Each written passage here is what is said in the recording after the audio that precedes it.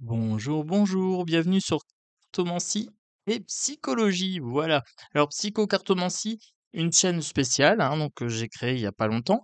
Donc, on va parler d'une carte qui est sortie du jeu, la carte du choix.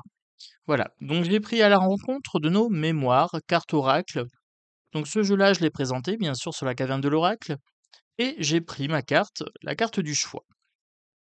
Hop là, celle-ci. Alors, comment on va fonctionner? Tout simplement, avec la carte du choix, on va se poser des questions. Est-ce que choisir est une obligation? Est-ce que dans la vie, on est obligé de choisir?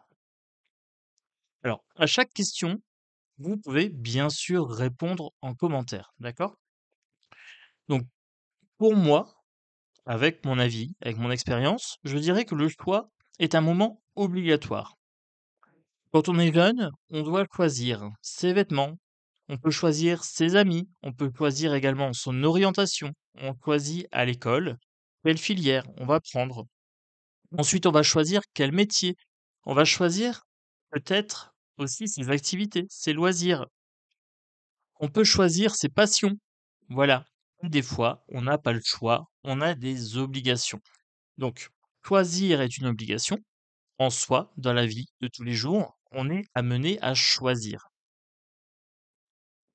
Et parfois, on n'a pas le choix, d'accord? On est dans une société, dans une famille, avec un certain statut social. On est un homme, on est une femme. Alors, j'exclus bien sûr le principe de pouvoir choisir si on est un homme ou une femme. Je pars du principe qu'on n'a pas le choix. On est avec les attributs soit masculins, soit féminins. J'exclus bien sûr de ce champ de réflexion le wokisme, d'accord, je peux choisir si on m'appelle monsieur ou madame et cetera, tout ça, c'est exclu. Hem, donc là, on est sur l'obligation de choix. Je dis souvent que choisir, c'est renoncer. Si je prends la porte de droite, je ne prends pas la porte de gauche, d'accord? Et inversement, si je prends la porte de gauche, je ne prends pas la porte de droite. À moins de devoir faire un demi-tour et de me dire: «Tiens, celle-ci, me convient pas, je prends l'autre», à condition de pouvoir le faire. On peut choisir dans une situation. Donc, je vous ai parlé, par exemple, de l'environnement scolaire, mais aussi on peut choisir entre des individus. On choisit de faire plaisir à l'autre ou on choisit de se faire plaisir à soi, d'accord? On peut faire de soi une priorité ou on peut faire de l'autre une priorité. L'altruisme, l'égoïsme, par exemple, est une question de choix. Alors, vous me direz toujours ce que vous pensez, de ce genre de réflexion. Vous n'êtes pas obligé d'être d'accord avec moi, loin de là. On est sur une chaîne, en fait, d'introspection. Donc quand je prends cette carte, voilà à quoi je pense, les premières choses. Ensuite, pour choisir, qu'est-ce qui est nécessaire?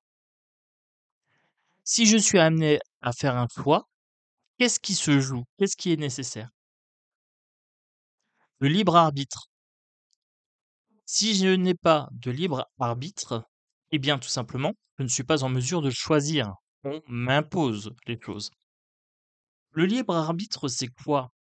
C'est pouvoir choisir en conscience, choisir de façon éclairée, en ayant toutes les informations ou alors une partie des informations. Des fois, on est même amené à choisir quelque part à l'aveuglette, un petit peu du choix du hasard, d'accord? C'est le cas quand on doit faire un choix et qu'on ne sait pas, ce que ce choix va amener comme conséquence.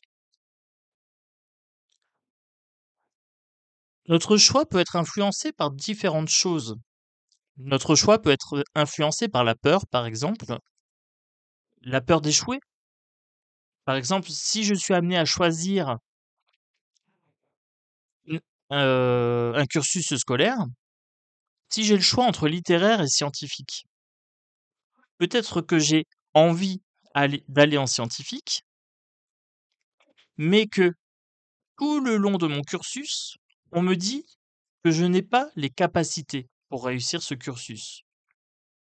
Je vais peut-être avoir peur de m'engager dans un cursus scientifique et je vais peut-être prendre un autre cursus qui me paraîtrait plus accessible. Donc là, mon libre arbitre a été influencé par des influences extérieures.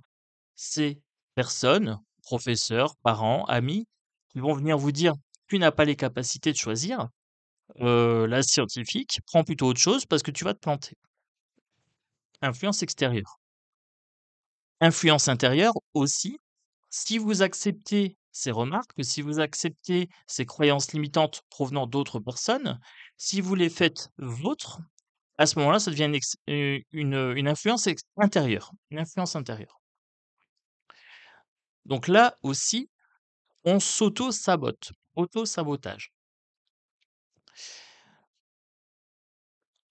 Le libre arbitre nécessite du courage. Le courage de se choisir en priorité, le courage de déplaire, le courage aussi d'échouer.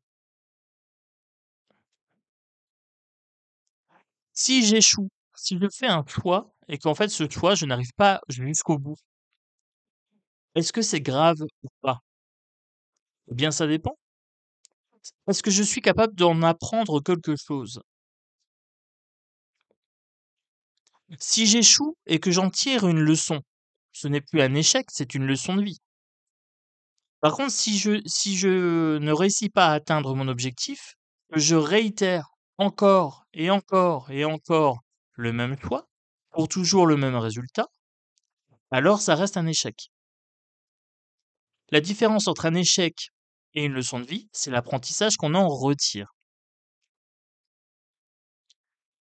Donc je vous ai parlé d'un choix éclairé, d'un choix en conscience.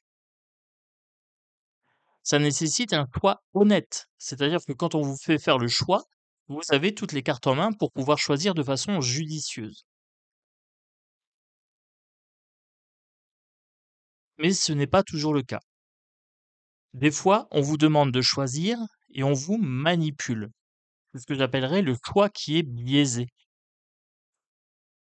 Ce choix est biaisé parce qu'on vous dit, par exemple, je vais prendre le cas des élections, vous êtes obligé de choisir entre tel candidat et tel candidat. Vous avez remarqué que j'ai utilisé vous êtes obligé de choisir. C'est une obligation. Entre tel candidat et tel candidat, je vous donne 2 choix. Dans les faits réels, on vous donne 11 choix, 11 candidats, par exemple. Mais on ne vous dit pas qu'il y a aussi une autre façon de faire. Vous pouvez aussi refuser de voter, par exemple. Alors là, vous sortez du cadre du choix imposé. Vous êtes obligé de choisir parmi ces 11 candidats ou vous pouvez choisir le vote blanc, par exemple. Mais on ne vous dit pas que vous avez aussi le choix de ne pas adhérer à cette élection. Donc là, le choix est biaisé. Pourquoi il est biaisé? Parce qu'on vous cache une possibilité. Dans la vie de tous les jours, régulièrement, on peut vous proposer des choix avec 2 ou 3 options, 2 ou 3 modalités. Mais si vous vous accordez du temps pour réfléchir, si vous refusez de choisir tout de suite, parce que la personne qui veut vous obliger à choisir va vous presser, elle veut vous manipuler. Donc elle va vous dire: «Vite, vite, vite, il faut que tu choisisses, c'est important». Vous pouvez prendre du temps et souvent en réfléchissant, en prenant de la distance, vous remarquerez que vous avez d'autres options. Vous avez souvent l'option de refuser de choisir parmi ces options qui vous sont proposées. Donc là, j'ai abordé plusieurs points sur le choix, avec la carte du choix. Maintenant, si on prend un tarot, on complète un petit peu avec un tarot et on voit un petit peu ce que ça nous donne. Qu'est-ce que le tarot peut nous apporter comme supplément, peut-être quelque chose à laquelle je n'ai pas encore pensé? Qu'est-ce qu'il peut nous apporter sur le choix?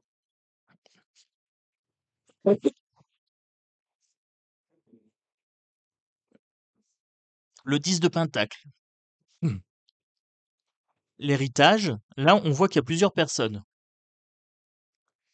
Nos choix peuvent être influencés par des gens qui veulent nous faire choisir telle option ou telle option. Donc ça, je vous en ai parlé tout à l'heure, c'est les influences extérieures. J'ai un 5 de bâton qui s'est imposé à mon esprit aussi. Il se peut que le choix que vous fassiez déplaise. Donc du coup, vous allez devoir défendre votre position. Défendre sa position, ce n'est pas s'énerver, ce n'est pas s'emporter, c'est simplement poser une limite en disant mon choix m'est personnel et j'assume ce choix. Quelque part, on assume. Soit on assume son choix, soit on ne l'assume pas. Si c'est un choix éclairé, si c'est un choix fait en conscience, c'est beaucoup plus simple de l'assumer, d'accord? Donc tout à l'heure, je vous ai parlé de l'abstention du vote, par exemple. C'est un choix qui peut être délibéré, mais qui va amener en face des réactions d'opposition, le 5 de bâton, qui n'est pas sorti mais qui s'est imposé à mon esprit. Et donc, ce choix, il faudra savoir l'argumenter, sans non plus tomber dans la justification, puisque vous n'avez pas à vous justifier à qui que ce soit. À partir du moment où vous avez fait votre choix, c'est un choix qui doit s'inscrire dans la société, mise de Pentacle ici. C'est un coup à jouer. Choisir, c'est un coup à jouer.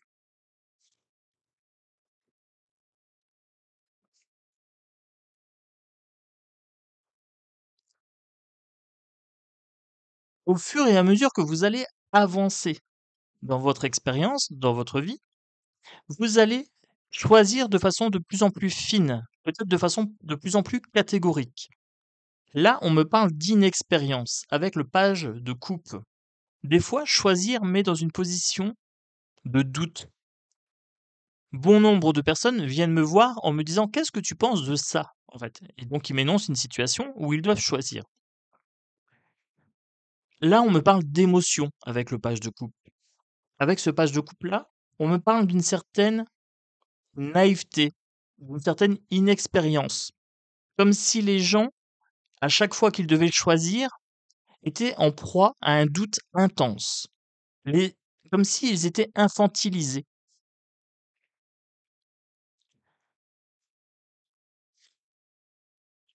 On me parle aussi du choix de la vie, ici. Faire le choix qui est toujours le plus vivant. Alors, je vous montre la carte, c'est un poisson rouge. Alors, on voit pas forcément bien. Hop, voilà, c'est un petit poisson rouge qui est là.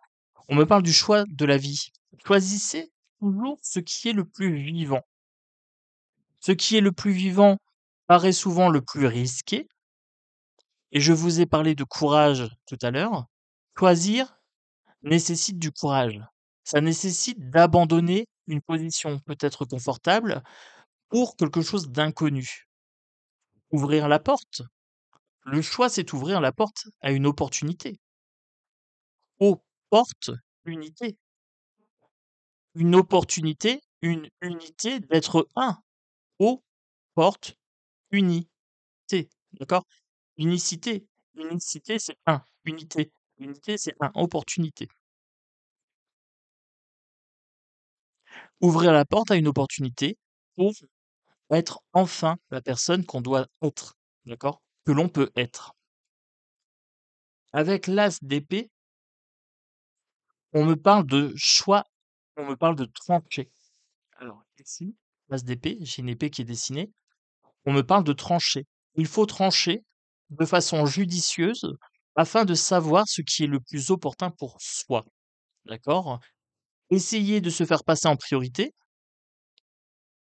sans porter atteinte à l'autre. Je peux choisir sans vouloir faire du mal à l'autre. D'accord? Je peux choisir en ne prenant pas l'autre pour un ennemi, mais pour un camarade. Donc là, on me parle de trancher.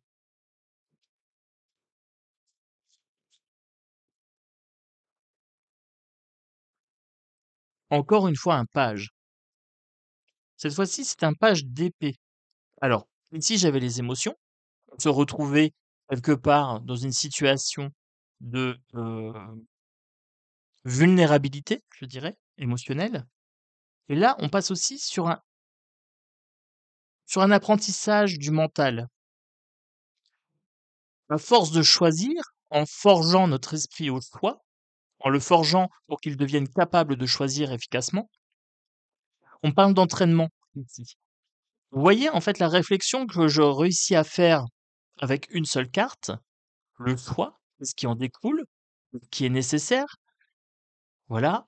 Vous voyez un petit peu comment je réfléchis, comment je me pose des questions sur un thème, sur une thématique. Eh bien ici, c'est un entraînement. On me dit que beaucoup d'individus ne savent pas faire ce travail d'introspection. Si vous arrivez sur cette chaîne, sur Psychocartomancie, quelque part, c'est que vous voulez qu'on vous accompagne, qu'on vous donne de la matière à réflexion. D'accord? C'est ce que je vous donne ici. Je vous donne des pistes. Je ne vous donnerai jamais des vérités absolues.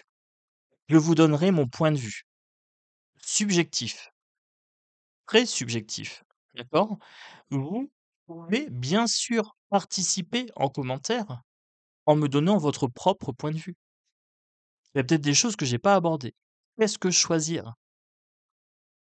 Donc là, on parle d'entraînement à la réflexion. C'est ce que je vous invite à faire sur cette chaîne. On va s'entraîner ensemble à se poser des questions, à trouver un sens à la vie, un sens à notre existence. Et pour donner du sens à notre existence, on va gagner en expérience, ici, avec les pages. On part d'une page neuve et on évolue. Pour donner du sens à notre vie, on va devoir faire des choix judicieux. Mais on a le droit à l'erreur. Ça, c'est une certitude aussi. Pour moi, nous avons le droit à l'erreur et la carte du jugement qui vient de sortir confirme ceci, en fait. Le jugement, choisir, c'est apporter un jugement sur une situation ou sur une personne. Je choisis de côtoyer ou non cette personne. Je choisis de rester ou non dans cet emploi. Je choisis d'habiter dans telle ville, dans une maison ou dans un appartement, seul ou en colocataire, ou avec mon conjoint ou ma conjointe. C'est toute une histoire de jugement. Le choix porte sur des jugements subjectifs personnels. Donc ça, c'est la nature du choix, qui se fait de façon subjective avec votre expérience et vos acquis, avec vos forces et vos faiblesses. Il se peut même que vous soyez excusez-moi. Il se peut même que vous soyez jugé par rapport à vos choix. D'où la capacité à acquérir, de choisir et de savoir déplaire. D'oser déplaire, d'avoir le courage de déplaire. Car, en fonction de vos choix, si vous choisissez par exemple l'abstention au moment de l'élection, on pourrait vous dire: «Tu n'as plus le droit de parler parce que tu ne votes pas». Si vous choisissez la scientifique, alors qu'on vous a dit que vous n'avez pas le niveau, mais que vous persistez dans ce choix, on va vous dire: «Tu vas te planter, ça sera de ta faute». Si vous réussissez, bizarrement, on nous dira qu'on a essayé de vous décourager. Par contre, si vous échouez, on saura vous rappeler: «Je te l'avais dit». Vous voyez? Vous avez le jugement d'une part extérieure à la situation, les autres, autrui, et vous avez d'autre part aussi le jugement intérieur, ce que j'appelle le juge interne. C'est votre petite voix qui vous juge vous-même. Souvent, ce juge est plus piquant, plus méchant que les juges extérieurs. Quand je vous ai parlé tout à l'heure d'auto-sabotage, c'est votre juge intérieur qui juge vos forces et vos faiblesses et qui met surtout en avant vos faiblesses et vos échecs. Apprenez à avoir des jugements adoucis à votre rencontre, mais qui restent pragmatiques ou qui tiennent compte de vos forces et de vos faiblesses.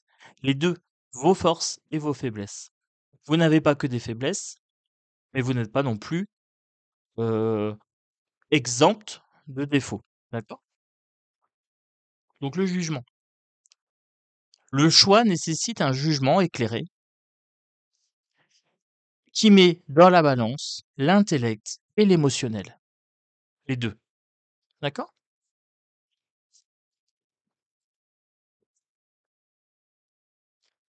Avec la reine de bâton, le choix nécessite aussi une envie. Il faut prendre en compte vos envies. De quoi avez-vous envie? De quoi avez-vous besoin? On parle aussi de créativité avec cette reine de bâton. Tout à l'heure, je vous ai dit, vous avez le choix entre 2 options, mais si vous faites preuve de créativité, vous pouvez inventer de nouvelles options qui vous ne seront pas proposées. Souvent dans la société, on essaye d'aiguiller vos choix avec la publicité, par exemple, avec des injonctions. Voter est une obligation, c'est un droit, c'est un devoir, etc. Ce genre d'injonction. Ou alors, il faut être mince, il faut être beau, il faut être riche, il faut être en couple. Toutes ces injonctions sociales qui essayent d'orienter vos choix de consommation, par exemple. Votre vie vous appartient. Je vais conclure sur ça. Vous êtes les seuls maîtres à bord de votre navire, de votre rêve personnel. Voilà. J'espère que cette vidéo sur le choix vous a poussé un petit peu à l'introspection. Voilà. J'espère avoir apporté quelques pistes. Vous me direz en commentaire, je voulais vous faire cette vidéo en direct, mais j'ai un problème de caméra. Voilà, j'ai lancé le direct et la caméra n'a pas fonctionné. Je ne sais pas pourquoi. Il faudra que je réessaye. C'est peut-être un bug au niveau de YouYou, hein, de YouTube. Je ne saurais pas vous dire. Mais à première vue, la caméra fonctionne puisque j'ai pu vous faire cette vidéo sur l'ordinateur. Voilà. Pour accompagner la chaîne, je solliciterai un choix de votre part. Le choix de mettre le pouce ou non. Le choix de vous abonner ou non. Voilà. C'est un choix que je vous laisse libre de faire, même si j'apprécierais le petit pouce et l'abonnement, bien sûr. Mais là, je ne vous influence pas. Je vous dis tout simplement ce que moi j'aimerais, parce que ça m'a fait plaisir de faire cette vidéo pour vous, et que j'aimerais bien que ce concept de psychocartomancie prenne de l'ampleur. Voilà. Je vous embrasse fort, peu importe le choix que vous aurez fait pour l'abonnement et pour le pouce. Des gros bisous à tous et à très bientôt sur Psycho Cartomancie. Ciao, ciao.